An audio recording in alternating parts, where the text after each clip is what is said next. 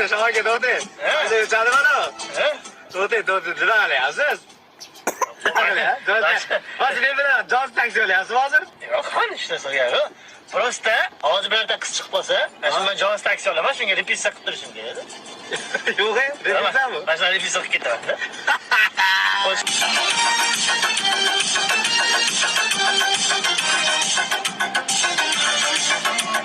Gözümüz iltizamda, hayallerde, saçları ambarda, şamallarda, iki yüze kızarken. Bo'ldi jon aka. Shu hozir nima qilasiz siz? Meni ham hammani qiynab jon aka. Repisa qilyapman-da, repisa. Repisa mana shunaqa qilaman-da. Ovoz nimadir bo'lsa keyin repisa qilinadi. Sozlab olmasam bo'lmaydimi? Qaysi ovoz sozlaysiz hozir? Ha, bor ovoz sozlay shoh aka. Yo, hazillashayotgan bo'lsa hazillashyapman deng. Syomka bo'lyapti deng shoh aka. Syomka yo'q, prosta shunaqa birorta qiz chiqsa hozir men taksi qilaman, sen tashab qo'y. Ha, xo'p jon aka. Bitta qo'yay, bitta.